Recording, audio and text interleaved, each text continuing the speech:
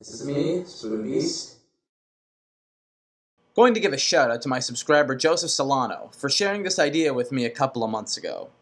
Now, at the beginning of November last year, Marth was confirmed to return to the Smash Bros. Roster. As I have stated time and time again, whichever Melee stars made it from that roster to Brawls are certainly going to make it from Brawls to the 4th game. We're now just waiting the confirmations on the likes of Ice Climbers, Ganondorf, Falco, and Mr. Game & Watch. With that said, let's move forward to that of a more exciting prospect.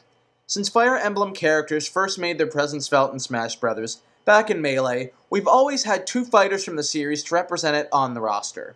Back in Melee, two rather unknown characters to us, Marth and Roy, were Japanese exclusive characters at the time. And hell, I think Melee actually came out before Roy's debut game, so technically it was the first commercial game where he was actually playable.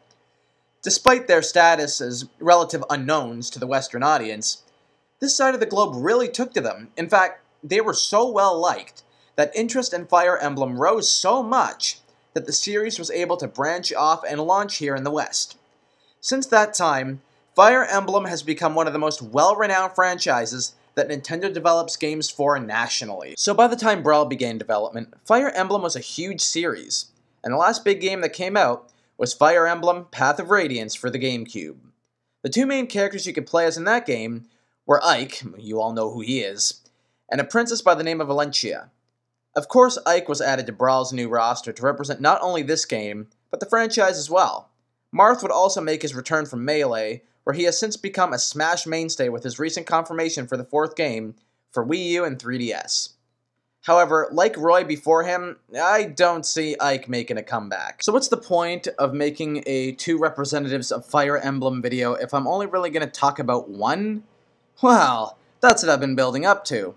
The last big Fire Emblem game that has come out since Smash 4 began development was, of course, Fire Emblem Awakening, which itself has two main characters that their own popularity really counts to give them both a chance to make this roster. Those, of course, are Chrom and Lucina. Some people still may have hope for Lyn, but honestly she seems outdated at this point in time, and was already used as an assist trophy prior in Brawl, so it seems unlikely. Marth is at least looked upon as the face of the series in a way, for helping drive interest into the franchise for the Western market, so it makes sense for his heritage to continue. As far as Chrom and Lucina go, they both have their pros for making the roster. Lucina getting the spot, I'm sure, is very welcome in a game that's lacking female fighters and whose only respective players so far are a class that consists only of Samus, Peach, Zelda, Wii Fit Trainer, and most recently, Rosalina. A female soldier would be a great addition. However, if history does repeat itself, which in successful video games they often do, Fire Emblem has seen two sword-wielding males make the roster. So in the end, I kinda see Chrom taking the previous spot of Ike, and for those who argue maybe not because both him and Marth have blue hair, well, that didn't stop Ike. Yeah, I understand one of their hair colors is darker than the others, but whatever.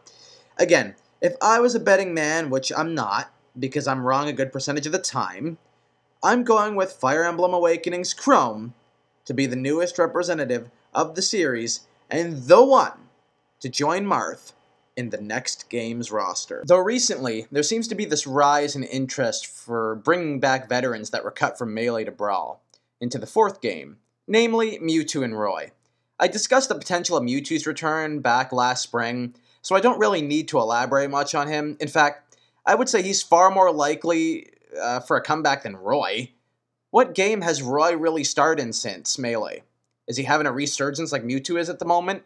I just don't see any other reason for him to be re-added other than just for a niche nostalgia factor. But if that's what some Smash fans want, then, well, who am I to try and tell them otherwise? As always, guys, it'd be greatly appreciated if you were to follow me on the Facebooks, Twitters, and Instagrams of the world. These social media outlets are a great way of staying connected to me in between all of my YouTube activity. Also, do feel free to drop a comment on this video, on my channel, or hell, even add me on Skype to discuss all things gaming and even request a few ideas. On that note, I am a frequent co-host of the I Got Gameplay podcast for Fanboys Anonymous. It airs live every Saturday night at 8 p.m.